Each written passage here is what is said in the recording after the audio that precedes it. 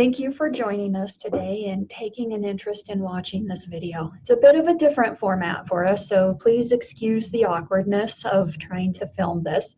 But we felt it was important to try to get this information as accessible as possible, and so we wanted to get this PowerPoint put on our website. We also wanted to make sure that it is easy to engage with us with any questions or comments that you may have. So also on the website, you will find an area that allows you to submit questions or comments, or you can always contact us through email or giving our office a phone call. But with that, we're going to jump into the presentation, and I want to share that City Council has felt that this is an extremely important issue, and it is the Alamosa Streets Trust Fund. This November, City Council will be bringing before voters a question on if they want to increase our sales tax by 1/2 cent to be entirely dedicated to streets. This question will include a 10-year sunset. It is estimated to generate approximately $1.3 million annually. It would be effective January 1st, 2020. But what does this mean for shoppers? So someone who is spending $2 will pay an extra 1 cent that would be entirely dedicated for streets. If someone spent $10, it would be an extra 5 cents entirely dedicated towards street projects. And then if someone is spending $100, they would pay an extra 50 cents, but again, that would be dedicated entirely for street improvements. The other issue when we look at sales tax versus property tax or other funding resources is that this sales tax would be almost half paid for by non-residents. So those individuals who visit our community, use our streets, would pay a portion of the improvements that the usage requires. And we want to be very, very clear. If passed, 100% of this 1/2 cent dedicated street sales tax would be placed in a street trust fund, and it can only be used in items listed in Resolution 13-2019. And I'll be getting into those details of Resolution 13 here in a minute. Additionally, the city is not interested in a shell game. We will continue to fund street projects from the general fund, and the resolution covers a $500,000 transfer annually from the general fund to the street trust fund. But how did we get here to this point where we're asking residents to increase the sales tax by 1/2 cent? It started with our outreach through the update through the comprehensive plan. And through that process, we quickly realized that we're not meeting expectations on how we maintain our streets. Only 29% plus 2% for very good felt that we are doing a good job of maintaining our streets. 44% of our residents felt that we are either doing bad or very bad in our services. We also took a look at what are the priorities for this community. And as you can see with this slide, sidewalks and bike lanes and smoother roads were among the top priorities for our residents. So what we were faced with is our residents saying, these are top priorities, but you're not meeting our expectation in how you provide those services. We also then began looking at what available funding do we have. From a historical perspective, you can see prior to 2017, we were spending about an average of $500,000. We had 3 years where we were able to use one-time funding in order to spend more on street projects. But that was not sustainable, and it was through savings and other avenues of the general fund. We will not have those resources available in the future, which is then why you would see our funding drop back down to that average of what it historically has been. The next thing we did is we took a look at how many miles of streets do we have? How much does it cost? So right now, the city of Alamosa has 63 total miles of roads. That is almost the same distance to Walsenburg if you want to think about the responsibility of maintaining that many miles of road. We currently estimate that about 1/3 of our streets need to be completely rebuilt. That's not potholes, that's not patching, that's take it down to the dirt and build it back up with a base. The problem is that it costs nearly $300,000 per block to build or rebuild a street. Now, some blocks are longer, some are shorter, some are wider. We know that, but it's an average of approximately $300,000 per block. Now, the city does do other treatments for its streets that are less expensive, but the key word in this is that these treatments can only be used on streets that are in adequate condition. So we went from $300,000 per block to about $69,000 to do an overlay or $27,000 to do a slurry seal. These would extend the life of the streets, and it's something that we want to maintain as part of our street program. The money for streets comes out of what we call our general fund. It is this purple piece of the pie right here. So almost half of all the revenue that comes into the city comes into the general fund. These other funds are dedicated revenue sources. So the recreation fund is a dedicated sales tax. Our other special funds are the retirement, pension, employee benefits, those types of funds. And then the enterprise fund is those revenues you pay on your utility bill that are dedicated to water, wastewater, and trash. So half of all the revenue is for the general fund. But then when we look at what the general fund funds or pays for, you can see that there is a lot of compression and competition for those funds.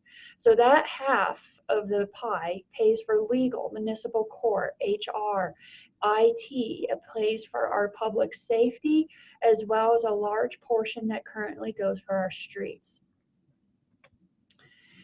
When we try to figure out how we're going to pay for streets, realizing that $500,000 a year is not enough, we can't expect to grow out of this. When we look historically of how this growth in sales tax has occurred, we've had very decent increases. So for example, in 2018, we had an increase of 4.63%. So that's, the rate didn't go up, but the number of shoppers, how much they were spending, it brought in 4.63% more revenue. But what that actually equates to is $283,000. And keep in mind, one block of reconstruction is $300,000. Seeing a 4.63% is not something we typically expect to see. So it's important to understand, to pay for one block, we will need to see irregular growth in sales tax. Additionally, when we see an increase in sales tax that comes in, it's also competing for increases we have in expenses. So for example, if our health insurance goes up, as it does for many organizations, of just 4%, that's an additional $28,000 that needs to be covered by these sales tax increases.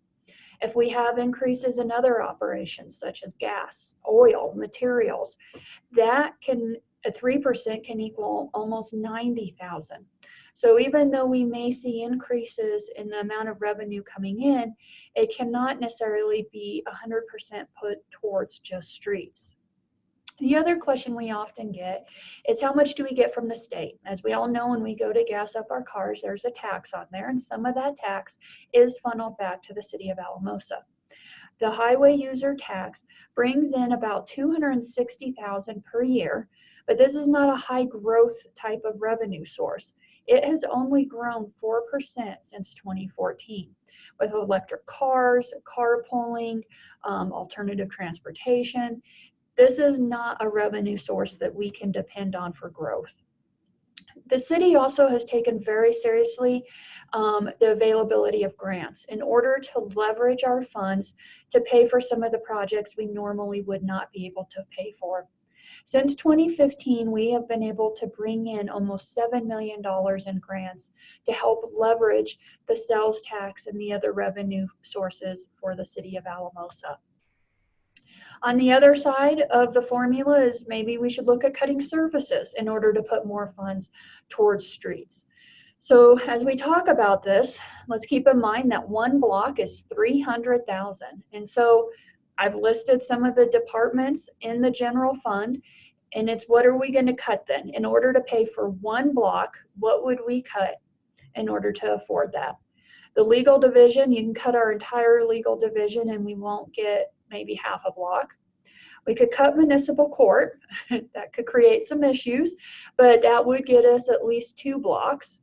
City manager's office would get us about 1 block. City council would not get us very far. Sometimes people bring up the art program. We actually spend $25,000 on that, so it would take many years of not doing the art program in order to afford just 1 block of a street project. A lot of times people will say just cut people, just cut employees in order to put more funding towards streets. So what we did is we took a look at, if we look at all of our general fund personnel costs. Now, I made an assumption and I subtracted out public safety because usually people do not want us to cut fire and police, and I removed streets. So if I take all those costs, which is salaries, retirement, health insurance, all of the personnel costs, that is about $2.7 million. So in order to get 1.3, which is what this tax would bring in, we would need to cut almost half of all of the general fund employees. Council felt that there was no way to cut, there's no way to grow the revenue, so what we needed to do was take a look at putting this question before voters this November. So their next step was to form a citizen street committee. The point of this committee was to take a look at that if the tax is passed, what streets should be prioritized. They did not weigh in on if they're supportive of the tax or not, but rather help us prioritize the streets if the tax does pass. The structure of it was 2 volunteers from each ward, 2 at-large volunteers, and 2 volunteers representing businesses, major employers, the chamber. This volunteer group identified 80 streets that needed repair for a total of almost 22 miles. When we looked at that map with the highlighted streets, it was almost all yellow. When we then apply how much money we will have, which is the 1.3 from the sales tax plus the 500,000 from the general fund, we were only able to prioritize 16 of those streets for the next 10 years, which is about a total of 7.5 miles.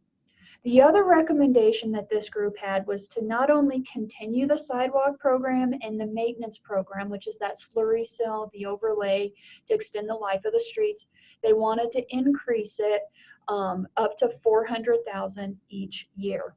City Council adopted a majority of what these recommendations were, with just some changes to the timing of some of the streets. And then that's when they created Resolution 13-2019. They unanimously approved this, and part of this resolution is that annual sidewalk and overlay maintenance program will not exceed 400,000.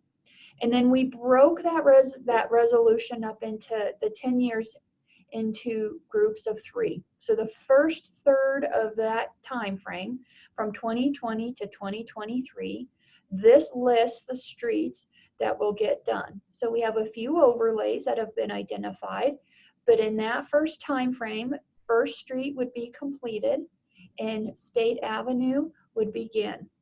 If we did not have the sales tax during that same time frame, 2020 through 2023, only First Street would be worked on. The second third of that 10 years is the time frame between 2024 and 2027.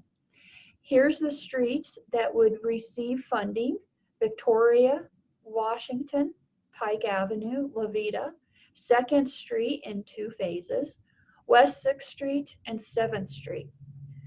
So again, if we did not have the dedicated sales tax in this same period of time, we would finish First Street and then we would start working on State Avenue. And then the last 1/3 of that 10-year time frame, 2028 through 2030, would have the following streets: Poncha Avenue, West 7th, Tremont, Maroon, Graff, and Alamosa Avenue. If we did not have the dedicated sales tax, we would continue our work on State Avenue. So you can see all the streets that can get done with this dedicated sales tax compared to First Street and State Avenue without the dedicated sales tax. Additionally, since this resolution locks in how the funds can be used, Council wanted to anticipate a positive picture. Maybe we're able to receive grants. Maybe our bids come in lower than we expect. Maybe the streets don't cost as much as we expect. If we're able to extend or to stretch that money to cover more streets than what was listed, they identified other streets, which is 3rd Avenue, Thomas Avenue, Del Sol, State Avenue, Ross, or continue the sidewalk and the overlay programs. So therefore, there are no streets, no projects that can be done with this funding unless they are identified in Resolution 13-2019. This slide is just a visual of what those previous slides indicated. This is the ability of what the city can do without the dedicated sales tax, which is approximately $500,000 a year. With the dedicated sales tax, we will have approximately $1.8 million. On a map, we've placed the streets that we reviewed on the previous slide. Those in green are the ones that would be a full reconstruction. In those first 2 years, you noticed we identified a few of the overlay projects that we would do that would extend the life of the streets, and those are identified. Now, this is a 10-year dedicated sales tax, so there's 8 other years of overlay in this blue shade that would apply to this map, but those projects have not been identified yet, and we needed a little bit of flexibility to judge the condition of the streets as we go through the next 10 years for that overlay program. Council felt it was important to review what we've done in the past from a city perspective and to meet our promises. We have a Parks and Recreation dedicated sales tax, which is 0.5%. It was passed in 1988. It does not sunset. And the language that was put to voters was the construction of the Family Recreation Center, the rodeo ground enhancements, lighted tennis courts, and expanding the golf course to 18 holes. That has all been completed. We also have a dedicated sales tax that passed in 1992, was extended, and it does sunset in 2034. This tax was dedicated to the construction of the water and wastewater treatment facilities. Both of those facilities have been built, so these promises have been met. Anytime we're talking about a sales tax, the obvious question is, how do we compare to other cities? How will this impact shopper behavior, and could this have a negative impact on our businesses? So we wanted to make sure we provide that information in a very straightforward manner. So the first column is the tax rate that goes towards the city. But we all know that when you go and shop, it's not just that tax that you're paying. You're also paying a county tax, a state tax, other special taxing districts. So from a shopper perspective, the bigger picture is that total column for how they feel when they approach the register. You can see at our new level that there are some that we are still in line with and close. You can look and see that there's others that we would either be 0.5 cent to 1 cent higher, and for that we would need to evaluate if someone is willing to drive up to an hour in order to save $5, $10, whatever that shopping trip might have been. And so for that, we feel that the impact of a 0.5 cent sales tax won't be as impactful. We also wanted to look at the state level to determine what is going on. And what we found is just in the last 5 years, over 31 communities have brought to voters and been successful with either issuing bond or debt for streets or increasing their sales taxes. We also wanted to take a look comparatively on how we spend on our streets compared to the state.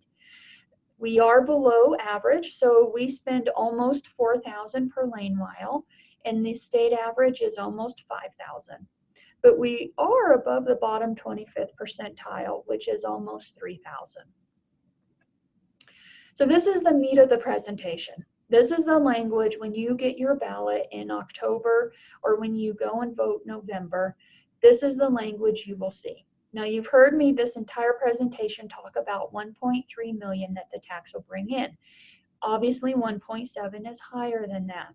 The reason we put in a higher number here is that per Tabor, if we were to bring in $1,300,050, we would have to figure out how to refund that $50 to the residents. So what we needed to do was to put in a number that we know the sales tax won't go over that first year, so we don't have to try to figure out how to do a refund.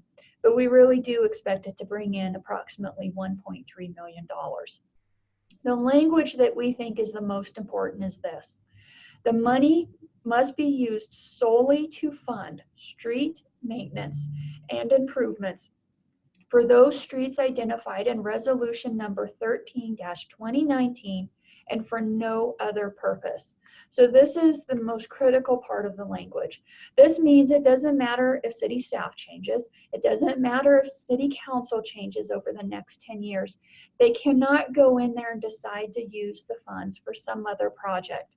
It can only be used for those projects identified in Resolution 13-2019. If they want to use it for something else, they would need to bring it back before the voters and get approval for that. We also talked that it is a sunset, so here's the language related to the sunset: 10-year period ending December 31st, 2029, and here's the amount that we've been talking about, which is a 0.5%. So in summary, it is a 0.5-cent dedicated street sales tax. We expect it to bring in about 1.3 million annually. And again, we will not do a shell game and stop funding streets from the general fund. We will continue to put $500,000 annually from the general fund to the dedicated streets trust fund. It does have a 10-year sunset to guarantee accountability, and there is 100% transparency because we are putting it into the fund. So all the money that comes in will be identified, and all the money that goes out towards the street projects will be easily identified.